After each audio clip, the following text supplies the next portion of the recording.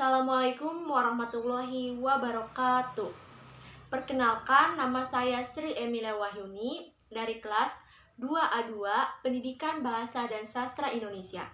Saya akan menceritakan kisah Timun Mas yang mengalahkan raksasa. Di sebuah desa di daerah Jawa Tengah, hidup seorang janda parubaya yang bernama Mbok Sirni. Karena kesepian, ia sangat mengharapkan kehadiran seorang anak. Namun sayangnya harapan itu pupus karena suaminya telah meninggal dunia. Tiap hari ia selalu berdoa agar bisa diberikan seorang anak untuk menemani hidupnya. Suatu hari, raksasa hijau yaitu Buto Ijo yang kebetulan lewat mendengar doa Mbok Sirni. Dengan suaranya yang menggelegar, raksasa itu bertanya, "Hei wanita tua, apakah kau sungguh-sungguh menginginkan seorang anak?" Mbok Sirni terkejut. Dengan gemetar ia menjawab, ia mendambakan seorang anak yang bisa menemaninya. Namun sepertinya hal itu tak mungkin, mengingat usianya yang sudah tua dan suaminya juga yang telah meninggal. Hahaha, aku bisa mengabulkan keinginanmu dengan mudah. Tapi tentu ada syaratnya. Apakah kau bersedia? Tanya raksasa. Baiklah, aku bersedia, sahut Mbok Sirni menjawab, walau hatinya takut melihat sosok raksasa yang besar dan seram. Peliharalah anak yang kuberi padamu nanti. Beri ia makan yang banyak, supaya gemuk. Aku akan menjemputnya saat ia berusia 6 tahun, ucap si raksasa. Menggelegar. Tiada pilihan lain, Mbok Sirni menerima syarat tersebut. Raksasa itu memberinya segenggam biji mentimun untuk ditanam. Mbok Sirni pun mengikuti saran si raksasa untuk menanam biji mentimun yang didapatkannya. Biji itu tumbuh dan berbuah dalam waktu singkat. Dalam beberapa hari saja, pohon mentimun tumbuh dengan buahnya yang sangat besar, siap untuk dipanen. Betapa terkejutnya Mbok Sirni ketika sedang memetik salah satu mentimun. Di hadapannya terdapat bayi perempuan yang sangat cantik. Bayi itu dinamai Timun Mas, karena ia lahir dari mentimun yang berwarna keemasan. Beberapa waktu kemudian, raksasa pun kembali mendatangi kediaman Mbok Sirni dan Timun Emas. Saat itu, Timun Emas yang berusia 6 tahun hendak dimakan oleh raksasa tersebut. Tak kehilangan akal, Mbok Sirni pun mencari cara untuk menyelamatkan Timun Emas agar tidak jadi santapan raksasa. Sabar, aku akan menyerahkan padamu. Tapi, apakah kau mau? Tubuhnya masih kecil dan kurus. Aku rasa ia belum cukup lezat untuk kau makan, kata Mbok Sirni. Ia sedang pergi, percayalah padaku. Kembali 2 tahun lagi, aku jamin ia sudah gemuk, jawab Mbok Sirni. Raksasa itu percaya pada perkataan Mbok Sirni. 2 tahun bukanlah waktu yang lama, pikirnya.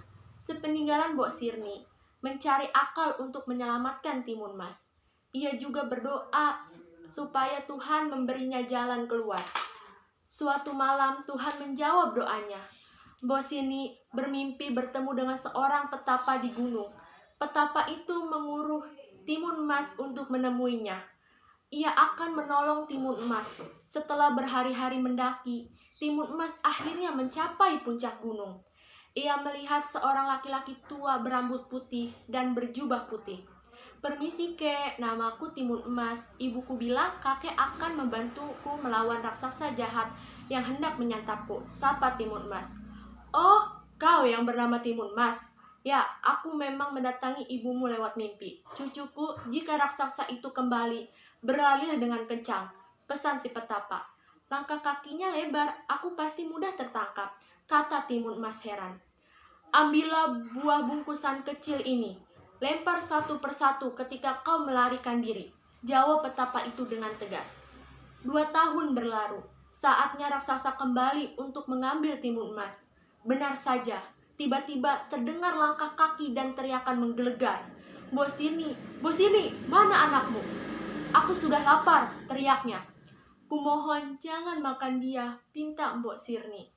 Enak saja kau sudah berjanji, kau tak boleh mengingkarinya, jawab raksasa. Dengan terpaksa, Mbok Sirni membawa Timun Emas menemui raksasa itu. Timun Emas berbisik padanya, jangan khawatir Bu, Timun Mas segera membuka bungkusan pemberian kakek petapa itu. Bungkusan pertama ternyata berisi biji mentimun. Ia melemparkannya ke arah raksasa. Keajaiban pun terjadi. Biji timun itu berubah menjadi ladang timun yang berbuah sangat banyak. Langkah raksasa perlahan oleh ladang timun itu. Dengan susah payah, ia harus melewati rintangan dan batang-batang pohon yang meliliti tubuhnya. Namun, ia berhasil meloloskan diri. Ia bertambah marah, kemudian bungkusan kedua itu berisi jarum. Timun Mas melemparkan jarum itu. Jarum-jarum itu berubah menjadi pohon-pohon bambu yang tinggi dan berdaun lebat. Raksasa harus bekerja keras menerobos pohon-pohon itu. Timun Mas membuka bungkusan ketiga. Sambil terus berlari, ia melemparkan isi bungkusan itu, yaitu garam. Lagi-lagi keajaiban terjadi. Garam itu berubah menjadi lautan yang luas. Namun, lautan itu tak menjadi penghalang bagi raksasa. Ia berenang melintasi lautan itu dan berhasil mencapai tepi. Raksasa pun mulai kelelahan. Rasa mengingat lezat daging Timun Mas, ia kembali bersemangat dan berlari. Timun Mas ketakutan melihat raksasa itu. Bungkusan terakhir adalah harapan satu-satunya. Sambil berdoa, Timun Mas membuka bungkusan keempat. Isinya terasi. Sekuat tenaga, Timun Mas melemparkan terasi itu ke arah raksasa. Apa yang terjadi? Terasi itu berubah menjadi lautan lumpur yang panas dan mendidih. Raksasa yang berlari kencang tak dapat menghentikan langkahnya. Ia pun terperosok ke dalam lumpur. Ia berteriak dan meronta. Namun semakin ia meronta, semakin dalam lumpur itu mengisap tubuhnya. Ia akhirnya tenggelam ke dalam lumpur panas. Timun Mas menghentikan langkahnya. Ia lega karena berhasil menyelamatkan diri. Dengan kelelahan, ia berjalan pulang ke rumahnya. Bosirni yang terus menangis sepeninggalan Timun Mas sangat bahagia melihat kepulangan putrinya. Mereka berpelukan dan mengucapkan syukur pada Tuhan atas pertolongannya. Sejak saat itu, Bosirni hidup bahagia bersama Timun Mas. Demikianlah kisah Timun Mas yang bisa saya sampaikan. Kurang lebihnya mohon maaf. Wassalamualaikum warahmatullahi wabarakatuh.